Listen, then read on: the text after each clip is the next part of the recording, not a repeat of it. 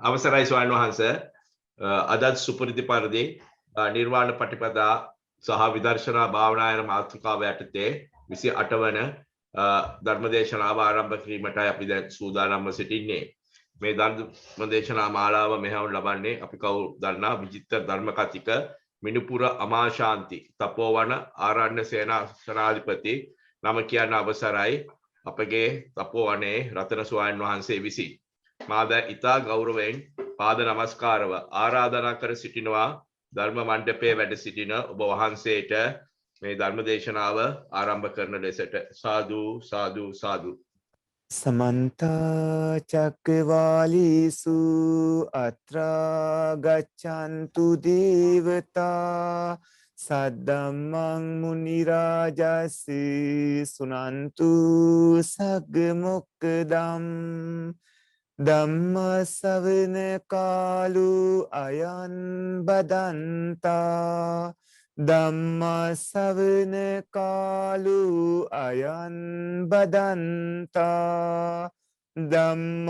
ශ්‍රවණ කාලු අයං බදන්තා සාදු සාදු නමෝ තස් භගවතු අරහතු සම්මා සම්බුද්දස්ස නමෝ තස් භගවතු අරහතු සම්මා සම්බුද්දස්ස නමෝ තස් භගවතු අරහතු සම්මා සම්බුද්දස්ස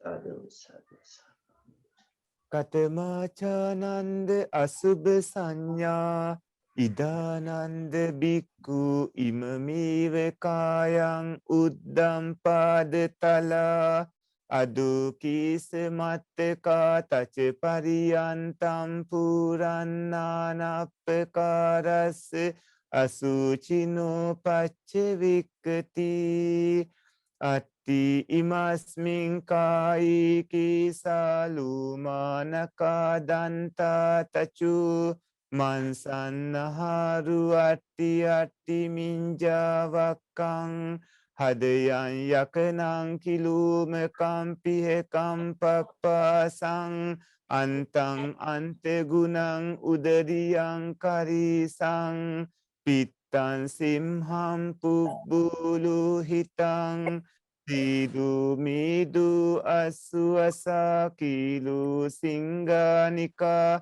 ලසිකා පුත්තන්ති ඉති අස්මිකායි අසුභානුපස්සී විහරති අයං උච්චතන්ද අසුභ සංඥා. කරුණාවන්ත ගුණබර සත්පුරුෂ පින්වත්නි, ඕස්ට්‍රේලියාවේ පදිංචි සුපින්වත් යුද හමුදා කර්නල් අපේ කාලිංග ගුණරත්න පින්වන්ත මහත්මයාණන්, ඉදයාබරම පින්වන්ත මහත්මිය සමාන්ති ගුණරත්න මහත්මිය පින්වන්ත දෙපළ අඛණ්ඩවම සංවිධානය කරන නිර්වාණ පටිපදා ධර්මදේශනා මාලාවේ 28 වන ධර්මදේශනාවයි අදත් මේ විදිහට ආරම්භ කරන්නේ.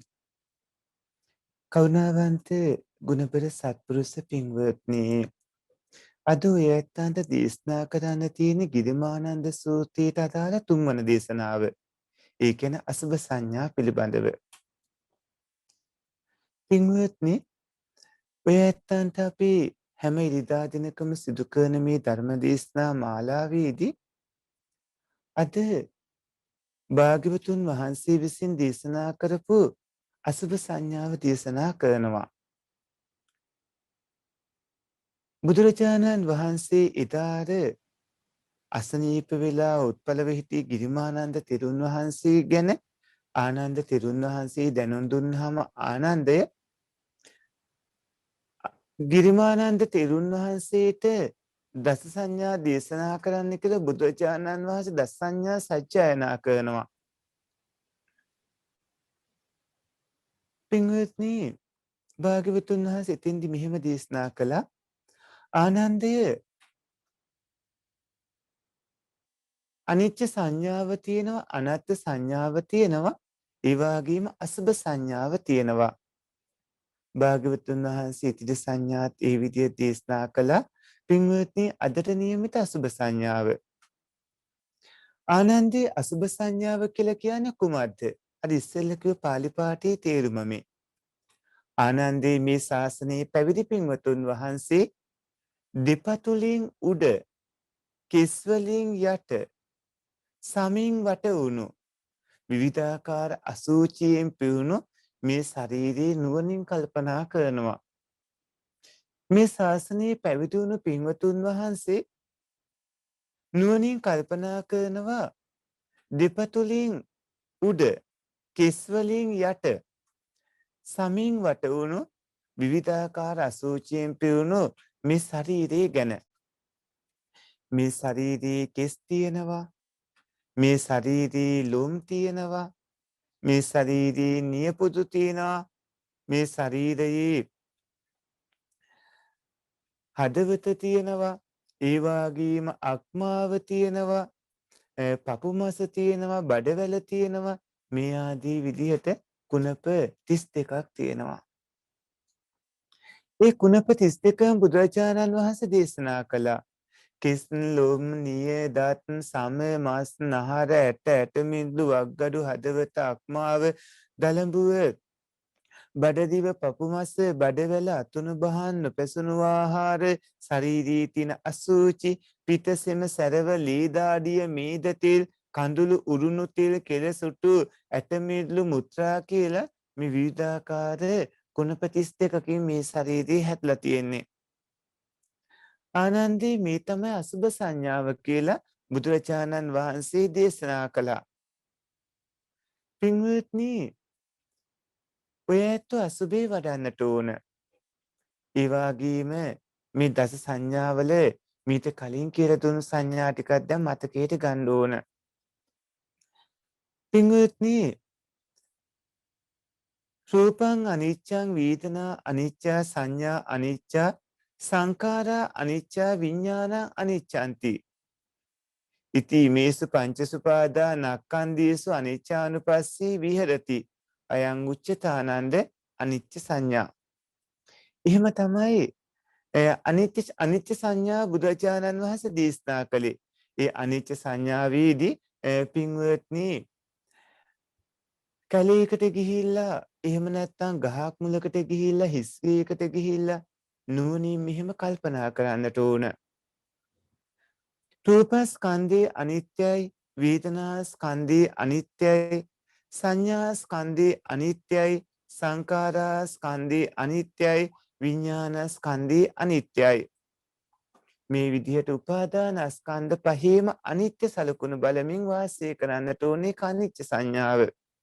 ද සංඥාව වලින් ඔබ මුලින්ම ඇහුම්කන් දුන්නේ ඒ සංඥාවට.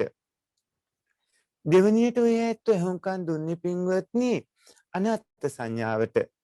අනාත්ම සංඥාවේදී චක්කුං අනාත්තා, රූප අනාත්තා, සෝතං අනාත්තා, සද්දා අනාත්තා, ගානං අනාත්තා, ගන්ධා අනාත්තා, ජීව අනාත්තා, රස අනාත්තා, කායු අනාත්තා, පොට්ටබ්බ අනාත්තා, මනෝ අනාත්තා, ධම්මා අනාත්තාති කියලා පින්වත්නි එහි විස්තර සඳහන් වෙනවා.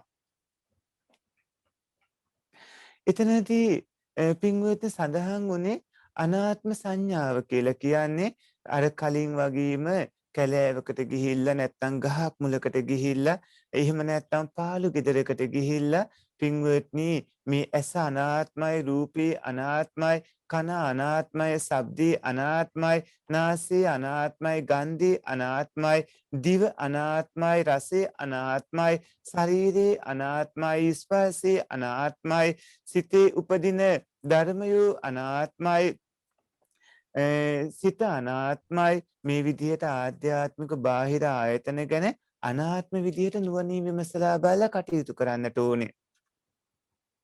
දැන් අපි පින්වත්නි අනිත්‍ය සංඥා අනාත්ම සංඥා නැත්නම් අනාත්ම සංඥා දෙක අහුම්කන් දුන්නා. ඒක දැනගත්තා, තේරුම් ගත්තා. අද පින්වත්නි ඔය ඇත්තන්ට තියෙන්නේ අසුබ සංඥාව. අසුබ සංඥාවේදී ඔය ඇත්තන්ගේ නාභියෙන් උඩ ගත්තාම ශරීරයේ හිස් මුදුනේම තියෙන කෙස්. එතකොට කෙස් වලින් යටත් ඔය ඇත්තන්ගේ පාදවල යටිපතුලෙන් උඩත් ගත්තාම ඒ කෙස් වලින් යටත් ඒ වගේම යටිපතුලෙන් උඩත් හමින් වට වෙලා තියෙන මේ සම්පූර්ණයෙන්ම ශරීර කුණප ටික ගත්තට පස්සේ විවිධාකාර අසුචි වලින් පිරුණු මේ කුණප කොට්ටාස ගැන කල්පනා කරලා නුවණින් විමසා බලලා කටයුතු කරන්නට වග බලා ගන්නට ඕන. පින්වත්නි එතනදී ඔය ඇත්තෝ අසුභ සංඥාව වඩන්න ඕන. බුදුරජාණන් වහන්සේ අසුභ සංඥාව ගිරිමානන්ද තෙරුන් වහන්සේට දේශනා කළා. ආනන්ද තෙරුන් වහන්සේ තමයි දැනීගෙනගෙන ගිරිමානන්ද ස්වාමීන් වහන්සේට පසුව කියන්නේ. පින්වත්නි අසුභ සංඥාවට තව නම් කීපයක් තියෙනවා. ඒ තමයි පිළිකුල් භාවනාව කියලා කියනවා මේ අසුභ සංඥාවට අසුභ භාවනාවට. කායගත සති සතිපට්ඨාන භාවනාව කියලාත් කියනවා.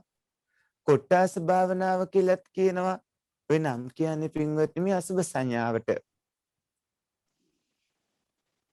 මේ භාවනා ක්‍රමය භාග්‍යවතුන් වහන්සේ නමක් ලෝකේ පහළ වුණාට පස්සේ විතරයි පින්වත්නි ලැබෙන්නේ.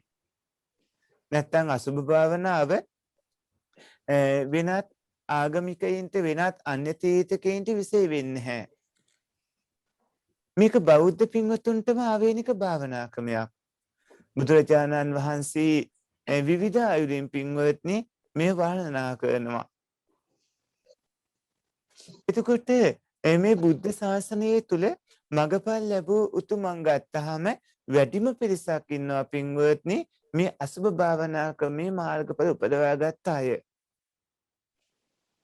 එතකොට පින්වත්නි එදා පටන් අද දක්වා ඒ කියන්නේ බුදුරජාණන් වහන්සේ වැඩ සිටි දිනේ ඒ පටන් අද දක්වා පින්වත්නි බුද්ධ ශ්‍රාවකයන් නිතරම ඇසුරු කරන භාවනාවක් තමයි අසුභ භාවනාව කියලා කියන්නේ. අසුභ භාවනාවට ගන්නේ බඹයක් පමණ විශාල වුණු ඔය ඇත්තන්ගේ ඔය ශරීර කූඩුව. ඔය ඇත්තන්ගේ ශරීර කූඩුවේ කුණප කොටාස 32ක් තියෙනවා. ඒ තමයි පින්වත්නි කෙස් තියෙනවා. ලොම් තියෙනවා. නියපොතු තියෙනවා, දත් තියෙනවා, සම තියෙනවා. ඔය ඇත්තන්ගේ ශරීරයේ මස් තියෙනවා, නහර තියෙනවා, ඇට තියෙනවා, ඇටමිදුළු තියෙනවා, වග්ගඩු තියෙනවා. ඔය ඇත්තන්ගේ ශරීරයේ හදවත තියෙනවා, අක්මාව තියෙනවා, දලඹුව තියෙනවා, එළදිව තියෙනවා, පපු මස තියෙනවා. ඔබේ ඔය ශරීරයේ අතුණු තියෙනවා, අතුණු බහන් තියෙනවා, ආහාර දිරමින් පවතින ඒවා තියෙනවා. දිරලා අසුචි බවට පත්වුණු ආහාර තියෙනවා. ඒ වගේම පින්වත්නි මොළයක් තියෙනවා. පිටක් තියෙනවා, සෙමක් තියෙනවා, සැරවක් තියෙනවා, ලේක් තියෙනවා, දහඩියක් තියෙනවා, මිහිඳ තෙලුත් තියෙනවා. පඳුලුත් තියෙනවා, උළුණු තෙලුත් තියෙනවා, කෙලක් තියෙනවා, සොටුත් තියෙනවා, සඳ මිදුලුත් තියෙනවා. පින්වත්නි මෙන්න මේ කිව්වේ අසුභ කොටස් 32. එතකොට මේ කොටස් 32ම අරගෙන නුවණැත්තෝ භාවනා කරන්න එහෙම ඕනේ ඒව කරන්න ඕනේ විදිහක් තියෙනවා. භාග්‍යවතුන් වහන්සේ ඉදාර උත්පලව හිටිය අපේ ගිරිමානන්ද තෙරුන් වහන්සේට කියන්න කියලා ආනන්ද තෙරුන් වහන්සේ අතේ යවපු තවත් ඒ ක්‍රමයක් භාවනාවකට අදාළ කමටහනක් තමයි පින්වත්නි මේ අසුභයත් අසුභානුස්සතියත්.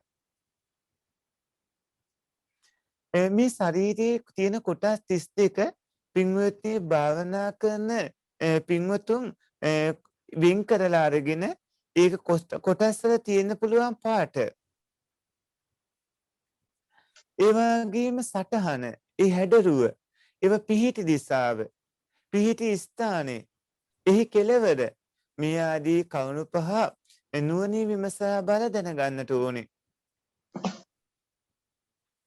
සත්පුරුෂ පින්වත්නි ඒ ආදී විදිහට ඔය ඇත්තෝ ඒ පාට සටහන පිහිටි දිසාව පිහිටි ස්ථානයේ පරියන්ත පරිච්ඡේදයේ කියන කරුණු පහත් වර්ණයේ ගන්ධයේ රසය ඒ වගේම නිශ්චිත අවකාශය මේවා පිළිබඳව පින්වත්නි එහි තියෙන පිළිකෝ ස්වභාවය සම්බන්ධව සජ්ජායනා කරමින් එහෙම කටයුතු කරන්න ඕන. පින්වත්නි මෙතෙන්දී අපි සජ්ජායනා කරනවා කියලා කිව්වේ ඇහෙන්න කියන එකට. එතෙන්දී සත්පුරුෂ පින්වත්නි ඇහෙන්න කියනවා කියලා කිව්වේ ඔය ඇත්තෝ ඉමස්මින්හි පටික්කුල මනසිකාර කම්මට්ටානේ යෝපි ත්‍රිපිටකෝ හෝති තේනාපි මනසිකාර කාලේ පඨමං වාචාය සජ්ජායෝ කාතබ්බෝ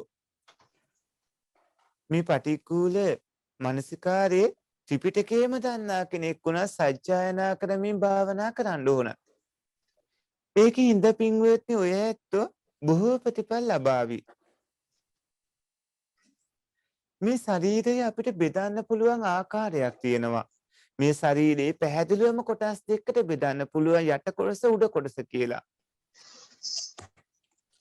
යට කොටස වෙන්නේ ඔය ඇත්තන්ගේ නාභිය නැත්නම් පෙකණියට ඒ පහළ කොටස. එතකොට උඩ කොටස වෙන්නේ පින්වත්නි ඔය ඇත්තන්ගේ පෙකණියට උඩ තියෙන දිසා උඩ තියෙන කොටස. එතකොට නාභියෙන් යට කොටසයි නාභියෙන් උඩ කොටසයි තමයි මේ යට දිසා උඩ දිසාව කියලා කියන්නේ. ඒක තේරුම් ගන්නට ඕන. එතන මේ ශරීරයේ පින්වත්නි කෙස් විදියට ගත්තොත් අපිට හම්බ වෙනවා කෙස් කළු පාටයි. ඒ වගේම දිගට හැදෙනවා. උඩින් තියෙන්නේ කෙස් පින්වත්නි හිස මත. එතකොට ඒ හිස මත යටි ඒ කෙස් ගහේ යට කොටස වියට ගප්පමණ පින්වත්නි සමතුලට කාය වැටල තමයි තියෙන්නේ. ඒ වගේම පින්වත්නි උඩිනුත් ඒ වගේම උඩින් අහසින් වට වෙලා තියෙන්නේ. ඒ වගේම වටෙන් පින්වත්නි තියෙන්නේ තමන්ටම ආවේනික අනිකුත් කෙස්වල ස්වභාවයන් තියෙන කෙස්ම තමා. ඊට පස්සේ කෙස් සම්බන්ධ ඔය ඇත්ත එහෙම තේරුම් ගන්න ඕන. තේරුම් අරගෙන ඒකේ පාට සටහන ඒකේ ගන්ධය ඒක ඇසුරු කරගෙන පවතින කාරණාව පිළිකුල මේ ආදී කවුණු තීරුම් අරගෙන දිගටම භාවනාවේ යෙදෙන්න ඕන. එතකොට ඔය ඇත්තන්ට සත්පුරුෂ පින්වත්නි පුළුවන්කම ලැබෙනවා කුසලයේ දියුණු කරගන්න. ඊළඟට තවත් ඉස්සරහට ඇති රෝම කූප වලටත් එන්න ඕන. රෝම කූප කිව්වහම ටිකක් කළු. ඒ වගේම කුඩා මුල් වගේ තියෙන සටහනක් තියෙන ස්වභාවයක් ඒවයේ තියෙන්නේ. රෝම කූප දෙපැත්තේ ඒ කියන්නේ නාභියෙන් උඩත් නාභියට යටිනොත් මුළු ශරීරයේම සුදුසු තැන්වල හට ගන්නවා. ශරීරයේ වහගෙන ඉන්න හැමේ තමයි තියෙන්නේ මේ රෝම කූප. ඒ වගේම සමට වැටලා පින්වත්නි මුලින් අල්ලගෙන තියෙනවා. ඒ වගේම රෝම කූප වලට උඩින් තියෙන්නේ පින්වත්නි වටෙන් තියෙන්නේ ඒ රෝම කූප ආදී අනෙකුත් කොට්ටාසම තමයි. එතකොට ඊළඟට මේ ශරීරයේ නියපොතු තියෙනවා. මේ ශරීරයේ නියපොතු සුදුණු මාළු කොට වගේ පින්වත්නි ඒ වගේ සටහනක් තමයි තියෙන්නේ. නියපොතු නාභියට උඩිනුත් තියෙනවා නාභියට යටිනුත් තියෙනවා. ඒ වගේම පින්වත්නි නාභියට උඩත් නාභියට යටිනුත් තියෙන්නේ ඇඟිලි කෙළවර. තුන් පැත්තකින්ම ඇඟිලි අග මසිනුත් ඒ වගේම යටින් ඇඟිලි මසිනුත් උඩින් අහසිනුත් වින් වෙලා මේ කුණප තියෙන්නේ. ඊළඟට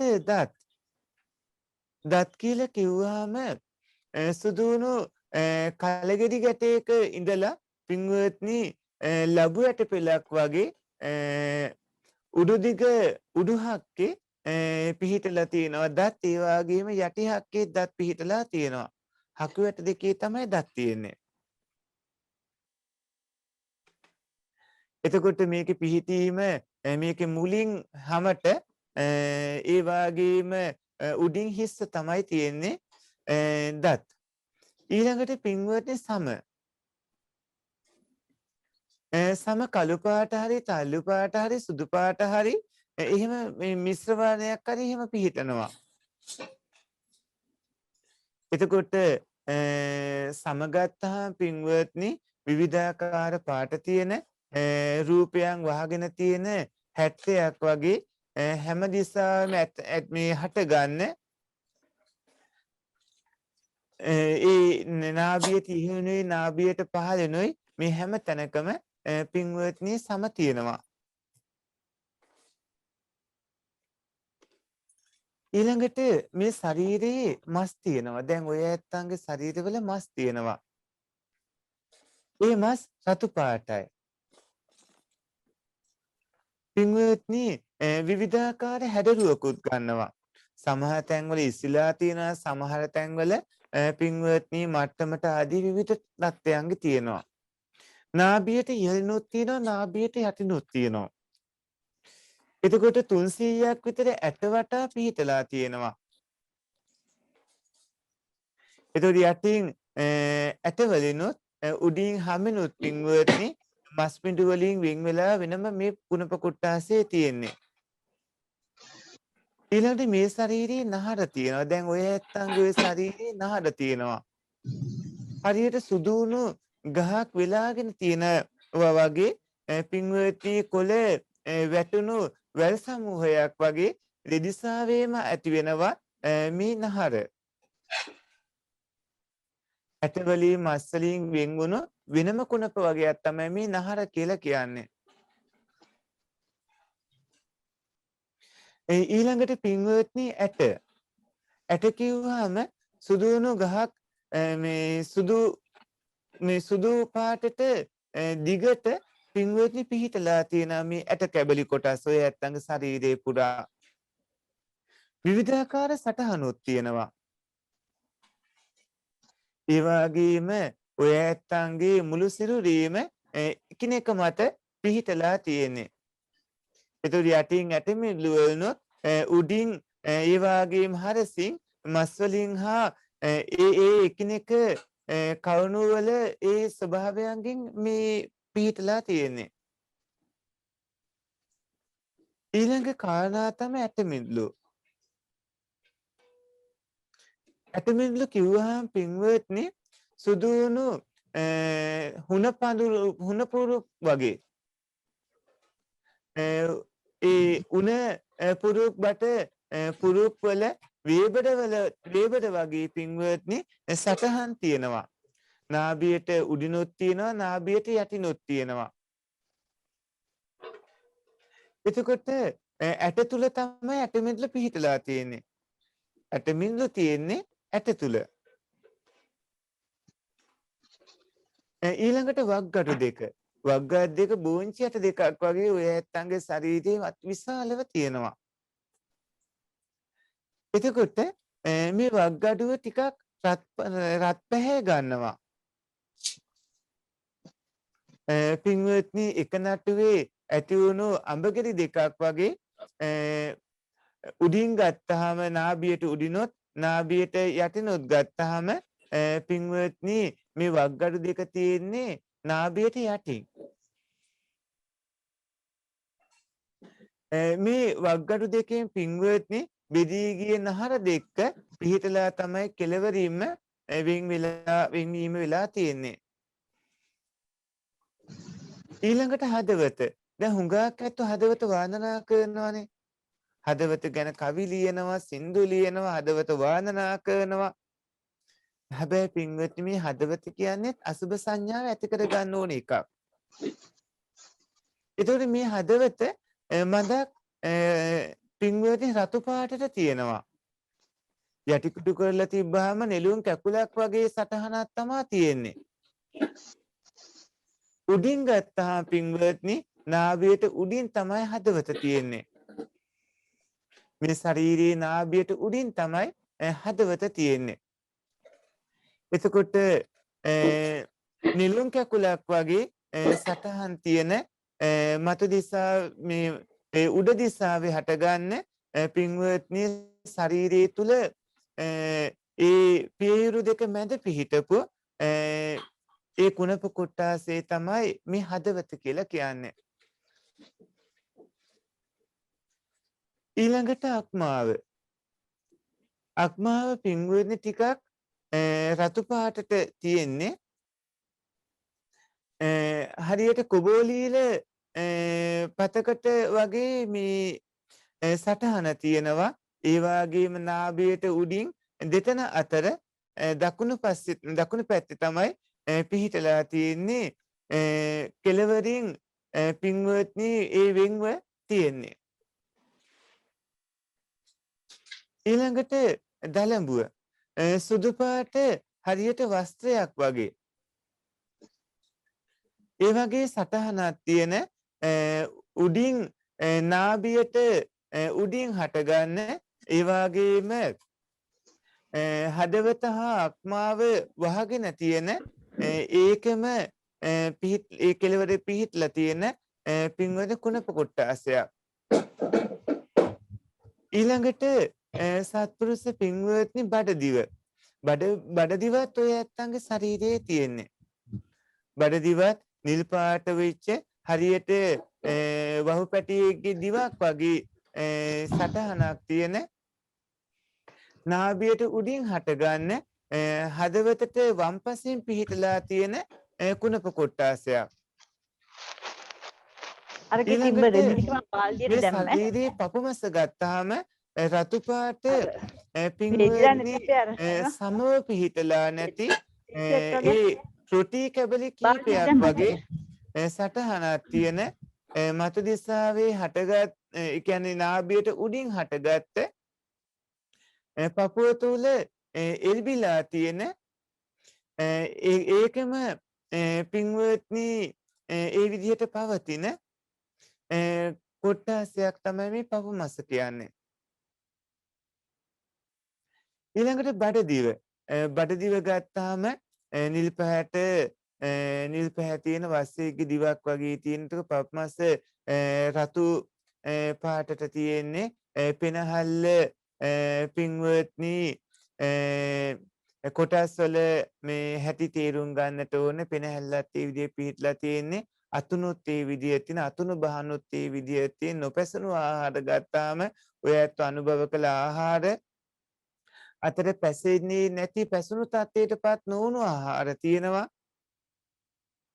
ඒ නොපැසුණු ආහාර දැන් ඔය ඇත්තන්ගේ ජීවත් වෙන රටේ මේ වෙලාවේ උදේ නම් දවල් නම් රාත්‍රියේ නම් ඒ ගත්ත ආහාර වේලට අනුව පින්වත්නි එයාදී විදිහට ඒ ශරීරයේ ඒ කුණප විවිධාකාර විදිහට පිහිටලා තියෙන මල පහ ගොඩක් ඒ දිරමින් පවතිනවා ශරීරයේ. ඒ වගේම සූචි මල්ලක් වගේ මේ ශරීරයේ ඔය ඇත්තන්ගේ ඒ වගේම මොළේ තියෙනවා. ඒ වගේම ඒ පිත තියෙනවා, සෙම තියෙනවා, සැරව තියෙනවා, ලේ තියෙනවා, දහරිය තියෙනවා, මේද තෙල් තියෙනවා, කඳුළු තියෙනවා, උරුණු තෙල් තියෙනවා, කෙල තියෙනවා, සුටු තියෙනවා, සඳ මිදුළු තියෙනවා, මුත්‍රා තියෙනවා. මේ ආදී විදිහට කුණප 32ක් ඔය ඇත්තන්ගේ ශරීරයේ.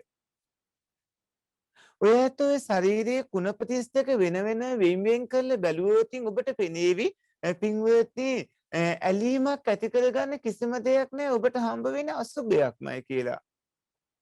සුභ විදිහට ගන්න කිසිම දෙයක් නැහැ. දැන් හිතන්නකො මුත්‍රා ගත්තට පස්සේ මුත්‍රා මොනතරම්නම් අප්‍රසන්නයිද පිළිකුල්ද? මුත්‍රා හරියට තල තෙල් පැහැයට වගේ තියෙන පින්වත්නි නාභියට යටින් පිහිටලා තියෙන කුඩා කලයක දිය වගේ යටි මේ තියෙන ස්වභාවයක් තියෙන්නේ. ඒ වගේම සඳ මිදුළු ගත්තට පස්සේ සඳ මිදුළු සුදු පාට තියෙන සටහනක් තියෙන්නේ. සොටු ගත්තාට පස්සේ නාභියට උඩින් පින්වත්නි ඒ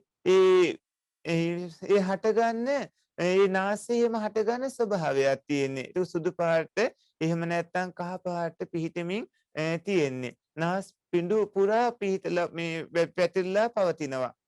ඒ වගේම කෙල ගත්තට පස්සේ පෙන පාටට තියෙන්නේ එතකොට දිව මේ තුල කට තුල තමයි මේ මුව තුල තමයි මේ කෙල තියෙන්නේ. ඒ වගේ උරුණු තෙල් ගත්තට පස්සේ පොල් තෙල් පාට තමයි උරුණු තෙල්. හරියට වතුර උඩ කැරකෙන තෙල් බිඳු වගේ සටහනක් තියෙන්නේ. ඒ කඳුළු ගත්තට පස්සේ තල තෙල් පැහැයට තියෙන පින්වත්නි ඇස්වල තමයි කඳුළු පිහිටලා තියෙන්නේ. මේද තෙල් ගත්තට පස්සේ මේද තෙල් කහ පාටට පිහිටලා තියෙන්නේ. කහ පාට වස්ත්‍රයක් වගේ සටහන තියෙන්නේ. මේද තෙල් සමයි මසුයි අතර තමයි තියෙන්නේ. සමත් මසුත් අතර මේද තෙල් තට්ටුව තැන්පත් වෙලා ඒ විදිහට පිහිටලා තියෙනවා. ඒ වගේම දහඩිය ගත්තට පස්සේ තෙල් පෑටට මුළු ශරීරයෙන්ම දහඩිය වැగిරෙනවා. මේ ඒ රෝම කූපයන් පුරා ඒ විදිහට පිටවීමලා වැగిරෙන ස්වභාවයක් තියෙනවා. ලී ගත්තාට පස්සේ රතු පාට ඔය ඇත්තන්ගේ මුළු ශරීරයේ පුරාම රුධිරය ගමන් කරනවා. මේ ආදී විදිහට කුණප කොට්ටාස 32ක් තියෙනවා. ඉතින් භාග්‍යවතුන් වහන්සේ අපේ ගිරිමානන්ද පින්වන්ත ස්වාමීන් වහන්සේට මේ කුණප 32 දේශනා කරන්න කියලා අපේ ආනන්ද තෙරුන් වහන්සේට දේශනා කරනවා. ආනන්ද තෙරුන් වහන්සේ ගිරිමානන්ද සූත්‍රය හොඳට අහුම්කම් දෙනවා. හොඳට ඉගෙනගෙන ආනන්ද තෙරුන් වහන්සේ මේ ගිරිමානන්ද සූත්‍රයේ අපේ මේ ගිරිමානන්ද හාමුදුරුවන්ට දේශනා කරනවා. ගිරිමානන්ද හාමුදුරුව මේ අදට නියමිතව අදට ඔය ඇත්තන්ට අපි දේශනා කරපු එහි තුන්වෙනි දේශනාවත් මේ විදිහට ශ්‍රවණය කරනවා. පින්වත්නි ඔය ඇත්තන්ගේ මුළු මහත් රූපේම අනිත්‍යයි දුක්ඛයි ඒ වගේම අනාත්මයි. ඒ වගේම අසුභයි. සුභ විදිහට ගන්න කිසිම දෙයක් නෑ. දැන් බලන්නකෝ ඔය ඇත්තන්ගේ ශරීරේ මොනවා හරි දෙයක් වටිනවා කියලා හිතුවොත් ඔය ඇත්තන්ට පෙනේ ඒකට කිසිම වටිනාකමක් නැහැ කියලා. දැන් ඔය තියෙන වාන රූපය පිළලා තියෙන මස් පිඬු ආදී විවිධ දේවල් එක්ක විවිධ විදිහට ඒ ගැන ඇලීමක් ඇති වුණාට පින්වත්නි ඔය හැම මොහොතකම ඇතිව නැතෝ යනවා. ජරා ජීරණ තත්ත්වයට එහෙමපත් වුණාට පස්සේ කිසිම කෙනෙක් ඒවට කැමති වෙන්නේ නැහැ. දැන් ජීවත් ඉන්නකොට නම් සුවඳ විලවුන් එහෙම ඇඟේ ගල් වගෙන තමනුත් රැවටලා අනිත් අයත් රැවට්ටගෙන පින්වත්නි එහෙම ජීවත් වෙන බොහෝ දෙනා හදිසියේ ඒ කවුරු හරි මැවුනට පස්සේ මේ මැරිච්ච කෙනෙක්ගේ ශරීරයේ ඇට කැබැල්ලක් කවුරු හරි කෙනෙක් ගෙනාලා ඔබේ වත්තක දාලා තිබ්බොත් ඔබ පුදුම තරම් බය වෙයි. දැන් ගවයින්ගේ එහෙමනම් අපි හැම ගන්නවනේ. ඒ වගේම මුවන්ගේ හැම ගන්නවා. ඒ වගේම අලින්ගේ දල ගන්නවා. විවිධ සත්තුන්ගේ එක එක දේවල් මිනිස්සු මේ ප්‍රයෝජනයට ගන්නවා. කොටින්ගේ දත් එහෙම අරගෙන බෙල්ලේ එල්ල ගන්නවා. හැබැයි නිකන්වත් මිනිහට කැබැල්ලක් පින්වත්නි ඔය ඇත්තන්ගේ වත්තකට කවුරු හරි ගෙනත් දාලා තිබ්බොත් මිනි අලු ටිකක් එහෙම ගෙනල්ලා දාලා තිබ්බොත් බලන්න එපා ඔබට වෙන්නේ මොකද්ද කියලා. ඒ විදිහට පින්වත්නි මනුස්ස සිවුරේ ගන්න කිසිම දෙයක් නැහැ. මුළු මහත් මනුස්ස සිවුරම කේසාන්තේ පටන් පාදාන්තේ දක්වා ගත්තාම මේක මහා අසෝචි ගොඩක්. ඇවිදින අසෝචි ගොඩක් කුණප 32ක්. මේ කුණප හැදෙන විදිහක් තියෙනවා. මවකුස ප්‍රතිසන්දි ලබන විදිහක් තියෙනවා. ඒක වැඩෙන විදිහක් තියෙනවා. මෙලොව බිහි වෙන විදිහක් තියෙනවා. බිහි වුණාට පස්සේ වාගේ පැවැත්ම සිද්ධ වෙන ආකාරයකුත් තියෙනවා. ඒ විදිහට ඒ කවුණු තේරුම් ගන්නට ඕන. මේ විදිහට පින්වත්නි ගිරිමානන්ද සූත්‍රයට අදාළ ඒ තුන්වෙනි දේශනාව අපි ඔය ඇත්තන්ට දේශනා කළේ. සත්පුරුෂ පින්වත්නි මේ මනුස්ස ජීවිතයේදීම රහතන් වහන්සේ නමක් හෝ රහත් තෙරණින් වහන්සේ නමක් වීමේ අදිෂ්ඨානයෙන් ඔය ඇත්තෝ කටයුතු කරගන්නට ඕනේ. මොන හරි තියෙනවා නම් ඔය ඇත්තන් දැනගන්න අහන්න පුළුවන්. ඒ වගේම පින්වත්නි අපි නැවතත් මතක් කරනවා කලින් කරපු වැඩසටහන් දෙක. එතනදී අනිත්‍ය සංඥාව ගැන ඔය ඇත්ත දැනගත්තා.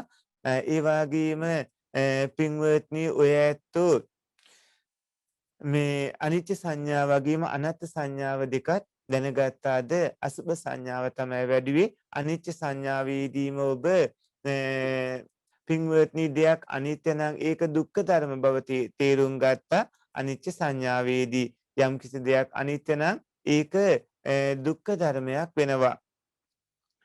කිසිම විදිහකට සැප දෙයක් විදිහට ගන්න පුළුවන් කමක් නැහැ අනිත්‍ය ධර්මවල.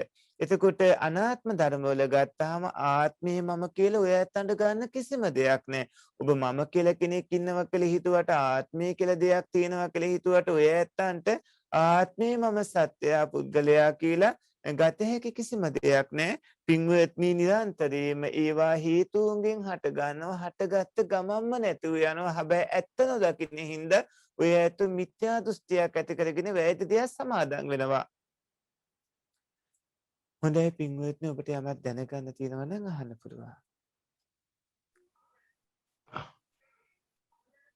අසාසිටිය සියල්ලම මේ ස්වර්ණාංශකෙන් අසුබ කායගත සතිය කියන්නේ කුණප කොටස් වල යම් කිසි දෙයක් දැනගන්න තියෙනවා නම් අහන්න පුළුවන් ධර්ම ගැටලුවක්. පින්වත්නි ඔය ඇත්ත අහනකම් මම මේ කවුණ කීපය මතක් කරන්නම්කො. දැන් හිතන්න දැන් ඔය පින්වතුන් ලස්සන කරනවානේ ඔබ. ඔබ විවිධ විදිහට හැඩ කර ගන්නවානේ. හැබැයි පින්වත්නි අනිත් ඇත්තන්ට වාන රූපයක් පේනකොට ඒ ඇත්තෝ ඒ වාන රූපය එක්ක ඒ උදවියක චිත්තසංතතිවල ඒ අකුසල සිත් පහල කරගත්තාම කුසල සිත් පහල කරගත්තාම ඒ ඇත්තන්ට ඒ කර්ම කොට සිද්ධ වෙනවා. එතකොට කර්මයයි විපාකයයි විපාකයෙන් කර්මයයි එහෙම වැඩපිළිවෙලක් විතරයි වෙන්නේ ඒ අයට. ඔබට වෙන්නේත් එහෙම වැඩපිළිවෙලක් විතරයි. ඔය ඇත්තෝ කර්මයෙන් විපාකයයි විපාකයෙන් කර්මයයි විදිහට පින්වත්නි සසර පැවැත්මක් තමයි ඔබට සිද්ධ වෙන්නේ. හේතුන්ගෙන් හට ගන්නවා හටගත්ත ගමන්ම නැතු යන ඒ වුණාට ඔබ මිත්‍යා දෘෂ්ටියක් අරන් ඉන්නවා ආත්මේ මම සත්‍යය පුද්ගලයා මම කියලා කෙනෙක් ඉන්නවා කියලා. ඔය පින්වතුන් රූපේ ගැන දැනුවත් වෙන්න වේදනා සංඥා සංකාර විඥානයන් ගැන දැනුවත් වෙන්න නාම රූප ධර්ම ගැන දැනුවත්ව කටයුතු කරන්නට ඕන. එහෙමයි හඳුනන්නේ. ස්වර්ණාංශ දැන් එතකොට කුණප කොටස් වල සෝන අසුබ භාවනාව වැඩිීමේදී ස්වාමීන් වහන්සේ ඒ කොටස් මතක් කරලා සත්‍යයනා කිරීමක්ද නැත්නම් අපි ඒ කොටස් වල තියෙන අසුබ භාවය අපි කොහොමද ස්වාමීන් භාවනාවකට නගන්නේ? ඕ පින්වන්ත මහත්මයා ඒක කරන්න ඕන ආකාරයක් තියෙනවා. දැන් බුද්ධ ශාසනයේ විතරනේ මේ අසුබ භාවනාව තියෙන්නේ. ඒක මුලින්මම කොටස් කීපයකට බෙදා ගන්න ඕන. දැන් කොටස් කීපයකට බෙදා ගන්නවා කියනකොට කේස් ලෝම නිය දාත්න සම කියන්නේ එක කොටසක්. එතකොට කෙස්වල අර මුලින් කිව්වා වගේ වර්ණය ඒ වගේම මේ ඒකේ පාට සටහන හැඩරුව ඒ වගේම තියෙන නාභියට උඩින්ද යටින්ද කියලා ඒ වගේම පිහිටලා තියෙන ස්ථාන ඒ වගේම ඒකේ වර්ණයේ සටහන ගන්ධය ඒ ආදී විදිහට ඒ කවුණු තේරුම් ගන්න මුලින්ම කෙස් හොඳටම හඳුනා ගන්න ඕන. ඒ වගේම ලොමුත් හඳුනා ගන්නට ඕන. නියපොතුත් හඳුනා ගන්න ඕන. ඒ වගේම දත් සම කියන ඔය කවුණු හොඳටම හඳුනාගෙන හොඳටම අවබෝධ කරගෙන සත්පුරුෂ පින්වත්නි භාවනා කටයුත්ත සිද්ධ කරන්නට ඕන.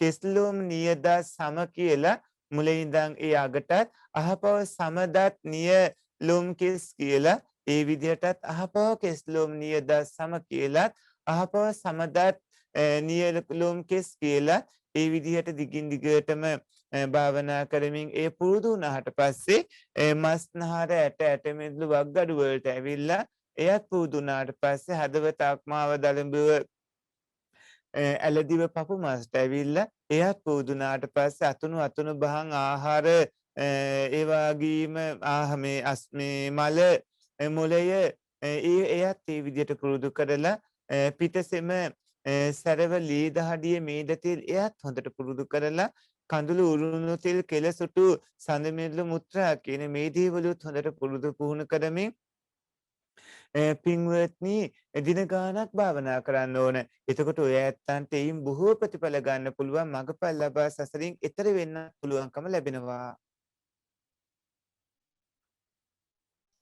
එහෙමයි හඳුරන්නේ. ස්වාමීන් එතකොට මේ දැන් ඔබ වහන්සේ අද කළේ මේ අපගේ මේ කය පිළිබඳවනේ. එතකොට ස්වාමීන් මෙතන ඔබ වහන්සේ අද කළේ අත්‍යවශ්‍ය මම හිතන්නේ ඔබ වහන්සේ පසුව එක කරයි මේ පටවි කොටස් ටික පමණයි නේද ස්වාමීන් වහන්සේ? අද අපි මෙතනදී පින්වත්නි භාග්‍යවතුන් වහන්සේ දේශනා කරපු ඒ අසුබ සංඥාව උපදවා ගන්න ඕන කරන ශරීරයේ කොටස් ටික තමයි ගත්තේ. ඒ කියන්නේ කුණප 32.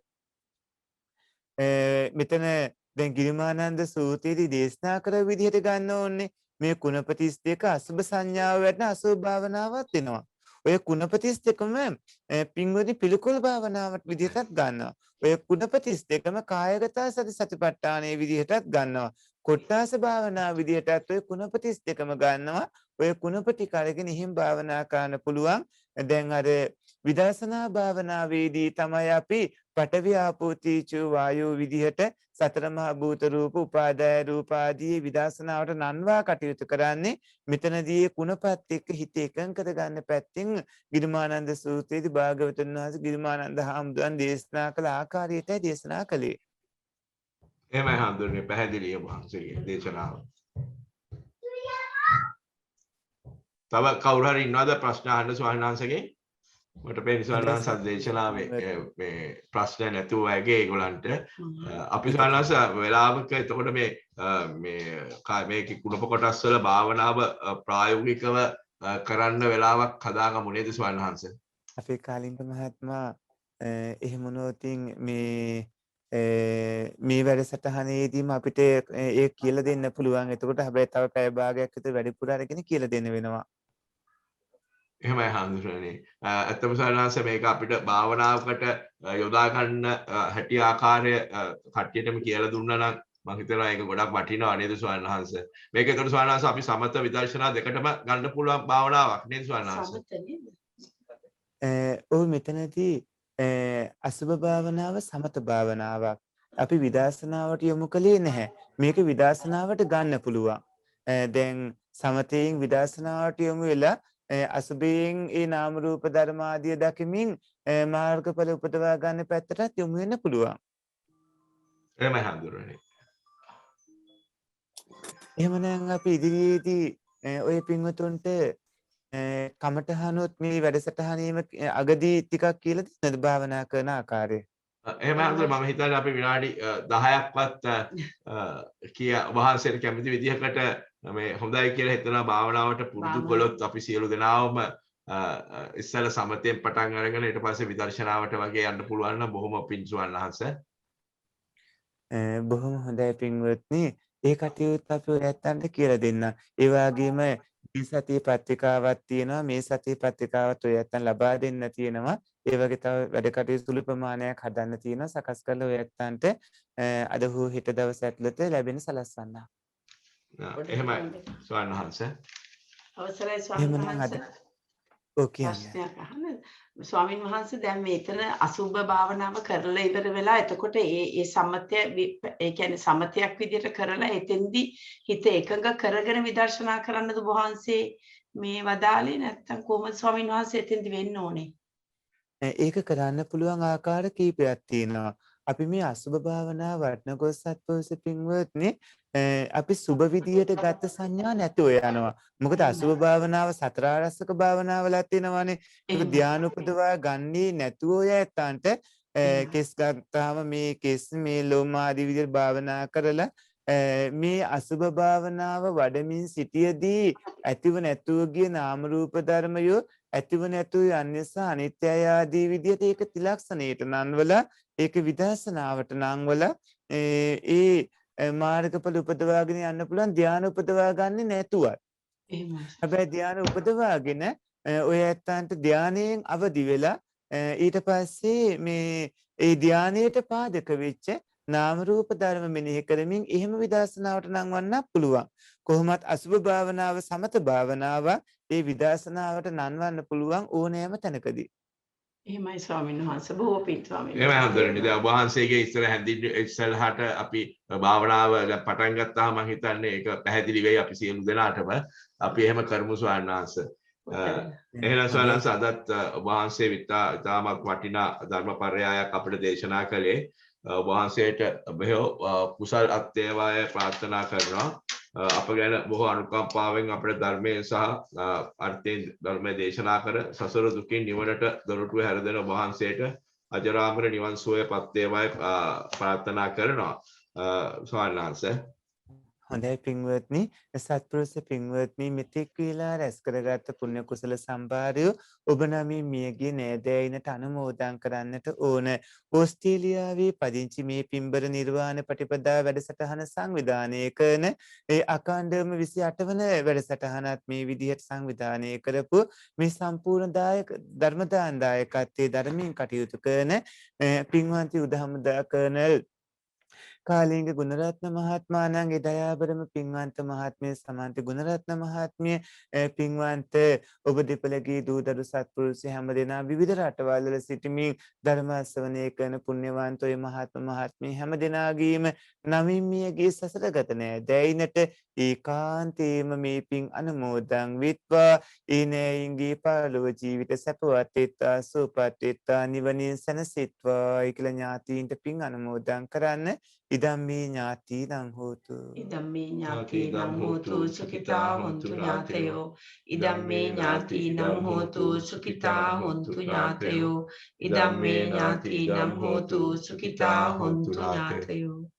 සියලු දෙවියන්ට මේ පින් අනුමෝදන් කරන්න ආකාසට්ටාච බුම්මට්ටා දේවානාගා මහිද්దికා පුඤ්ඤන්තං අනුමෝදිत्वा චිරන් රක්ඛන්තු ශාසනං ආකාසට්ටාච බුම්මට්ටා දේවානාගා මහිද්దికා පුඤ්ඤන්තං අනුමෝදිत्वा චිරන් රක්ඛන්තු දේශනං ආකාසට්ටාච බුම්මට්ටා දේවානාගා මහිද්దికා පුඤ්ඤන්තං අනුමෝදිत्वा චිරන් රක්ඛන්තු මම් පරං. සත්පුරුෂ පින්වත්නි නිවනම අරමුණු කරන්නේ මේ පුණ්‍ය ධර්මයෝ නිවන් දකින්නට හේතු සම්පත්ම වේවා කියලා නිවනම අරමුණු කරන්න. ඉදන් මේ පුඤ්ඤං ඉදම් මේ පුඤ්ඤං ආසවක්කයා වහන් හෝතු ආසවක්ඛයා වහං හෝතු. මේ පින මේ පින නිවන් අවබෝධ වීම පිණිසම නිවන් අවබෝධ වීම පිණිසම හේතු වේවා. හේතු වේවා. මේ කුසලයේ බලයෙන් මේ කුසලයේ බලයෙන් නිවන් දකිනාතුරුම නිවන් දකිනාතුරුම පස්පව් දස අකුසල් කරන පස්පව් දස අකුසල් කරන බාලයින්ගේද බාලයින්ගේද අසත්පුරිසයින්ගේද අසත්පුරුෂයින්ගේද පාපමිත්‍රයින්ගේ පාප මිත්‍රයින්ගේද ආශ්‍රය නොලැබී ආශ්‍රය නොලැබේවා. දානාදී පින්කම් කරන සීලාදී අනන්ත ගුණ පුරන ගුණ පුරන විදර්ශනාදී භාවනා වඩන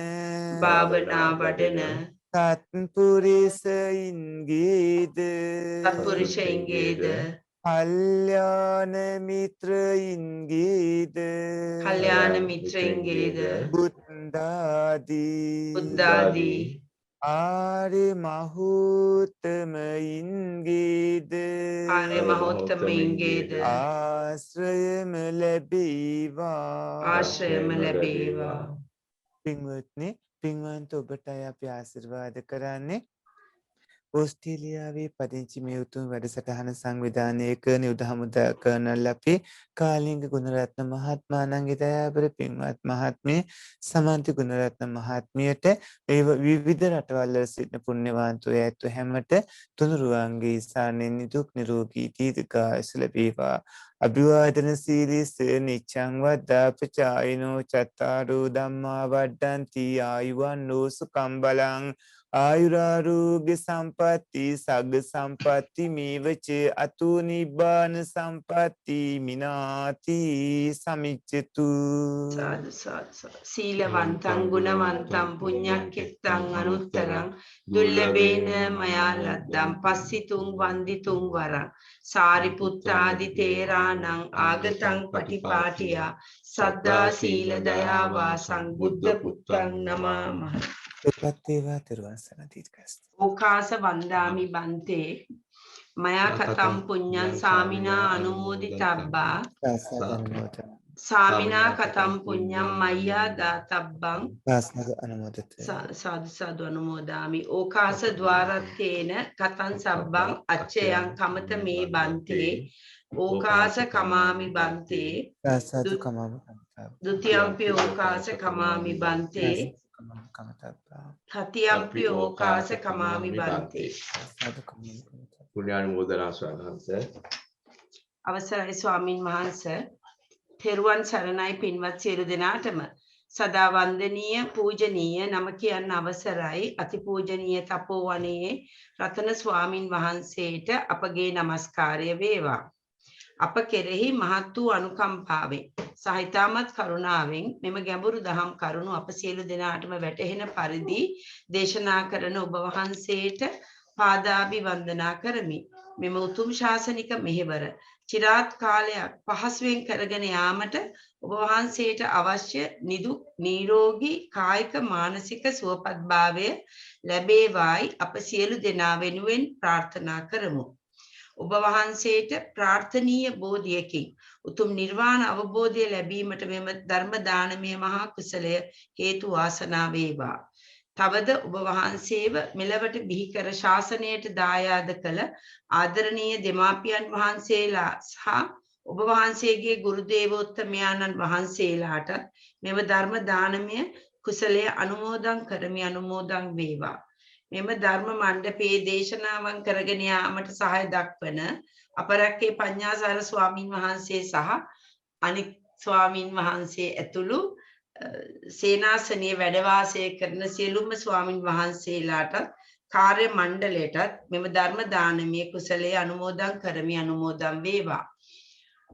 ලෝවාසී ලක්වාසී සියලු සත්වයෝ මෙම වසංගත රෝග තත්ත්වයෙන් මිදේවා නිරෝගී වේවායි ප්‍රාර්ථනා කරමු. තවද මෙම ධර්ම දේශනාවට සම්බන්ධ වූ පින්වත් ඔබ සියලු දෙනා ඇතුළු ලෝවාසී සියලු සත්වයින්ටම උතුම් චතුරාර්ය සත්‍ය ධර්මය අවබෝධ වේවායි මෙත් සිතින් ප්‍රාර්ථනා කරමු. සාදු සාදු. දීර්ඝායු වේවා ස්වාමීන් තෙරුවන් වහන්සේ. සරණයි තෙරුවන් සරණයි. තෙරුවන් සරණයි පින්වත්නි දුක් නිරෝගී දීර්ඝායුෂ වේවා. සාදු සාදු සාදු.